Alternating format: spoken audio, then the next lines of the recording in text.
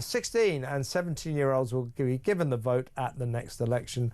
This is by order of the Labour Party, the Labour government. They think this will be good for them because young people are all left-wing, right? Wrong. Let's talk to... why bother talking to some boring old person? Why don't we talk to somebody from the age group in question? And a warm welcome. It's his first time on the show. He's an A-level politics student. A warm welcome to Joshua Pelling. Welcome, Josh. Welcome, Kevin. Thank you ever so much for getting me on the show. You're very welcome. Right, let's talk about this. Now, you know, you and I talked earlier. I'd give you the vote like a shot. But most 16 and 17-year-olds, I'm not so sure. You know a lot of 16 and 17-year-olds. Would you give all of them the vote? I don't think I would, Kevin. I think it's a really complicated issue because on paper it seems that it's not the right decision, but I believe there can be some benefits from this.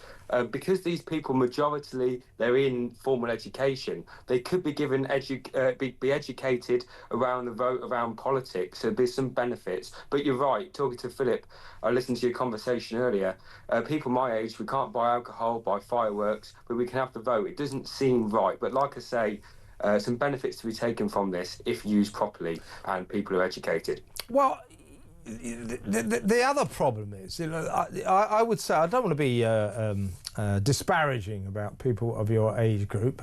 You know, when I was 16, you know, about 300 years ago, you know, I wouldn't have given me the vote. I didn't know anything about anything. But the main point about 16 and 17-year-olds, particularly 16-year-olds, you know, most of them are at school.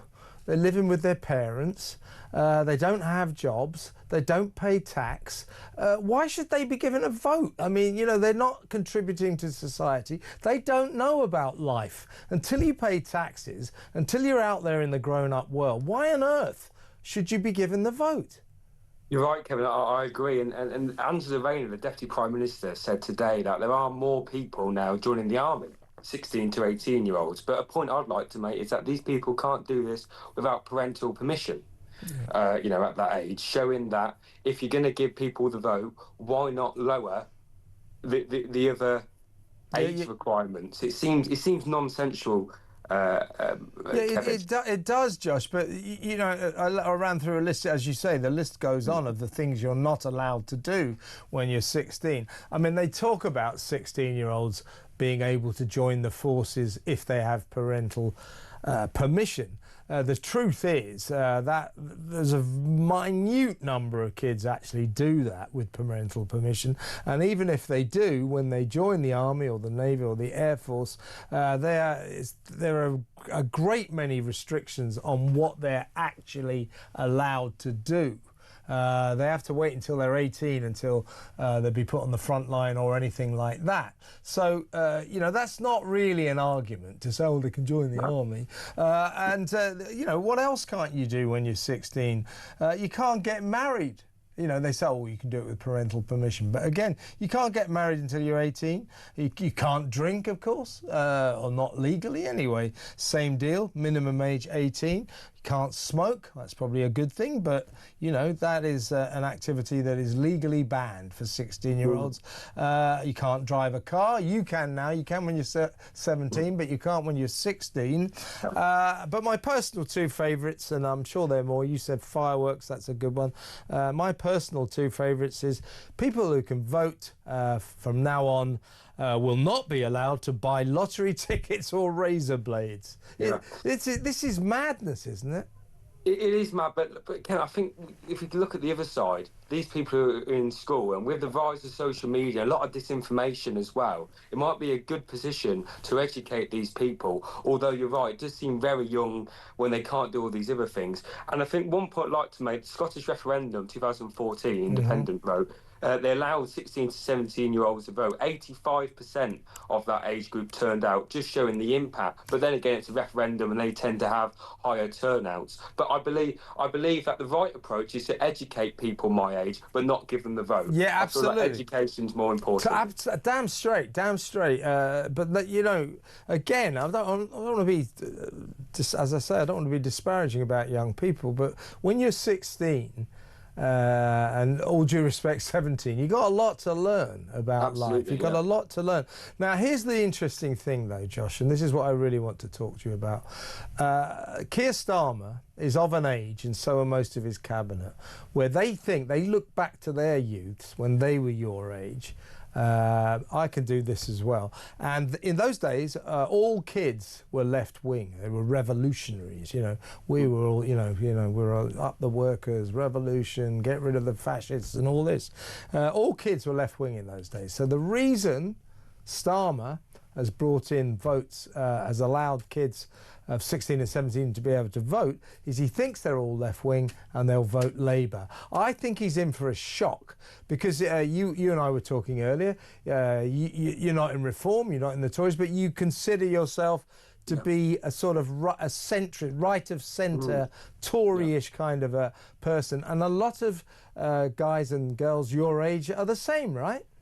Absolutely, and I think you're right. I think you will have a bit of a shock, because a lot of people my age may not have any political affiliation at all. They won't turn out. So it can be seen, well, why they're giving the people the vote. But you're right. Some people my age, quite a lot of them might be left-wing, but with the rise of Jeremy Corbyn and Zara Sultana's new potential party, that could split the vote on the left, such as the Greens as well. That's quite interesting. A lot of people talk about Reform, and there's a lot of people supporting Reform my age, but on the left, a lot of people starting to follow the Green Party as well. Yeah. So I don't think Keir Starmer did this today thinking that everyone's going to vote Labour, but I'm not too sure. I think he did. I think he did. Really, I think that's why he did it. But just tell me, so your circle of friends, people, your age group, as far as you're concerned, there's quite a few people your age who maybe support Reform, but they're what we would call right-wing, right?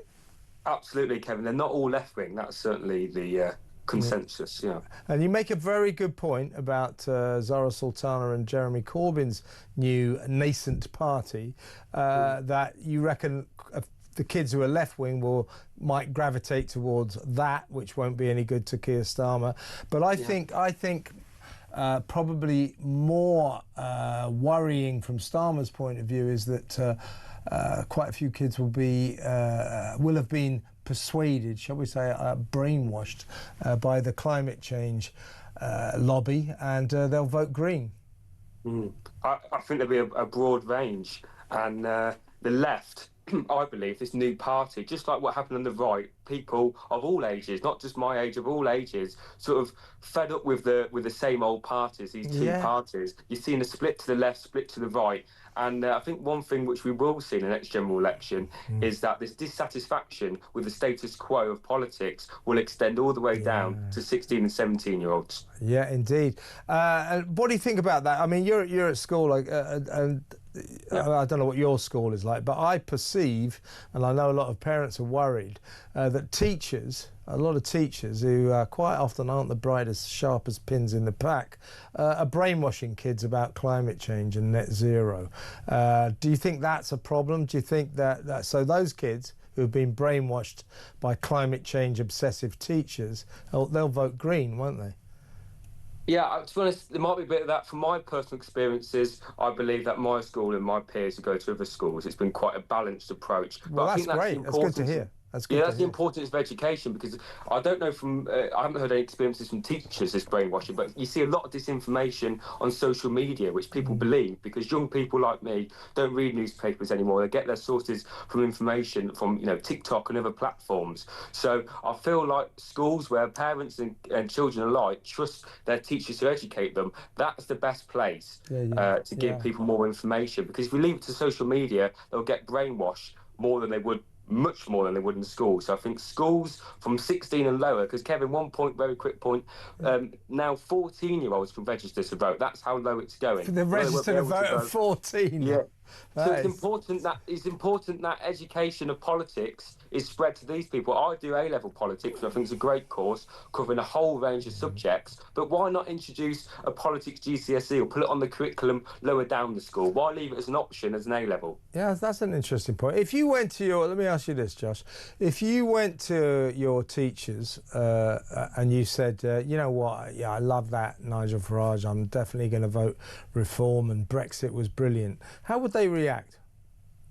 To be honest, I'm not sure how they'd react. I think they'd be quite open-minded. I think they're open to conversation. Good. And I think the great thing about, again, I can only talk about my experience, my school, they like to give the facts, and it's all very sort of, fact-based. And to be honest, schools, just like the workplace, I imagine, no personal experience in the workplace, should be open to all conversation, but keep things professional.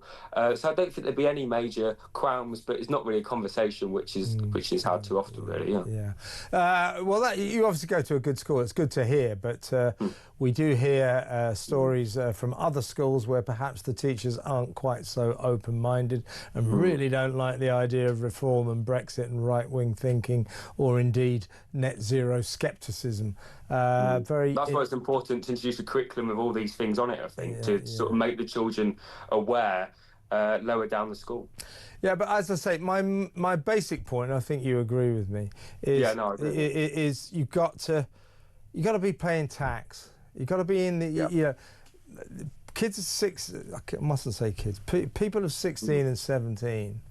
They're living with their parents. They're at school.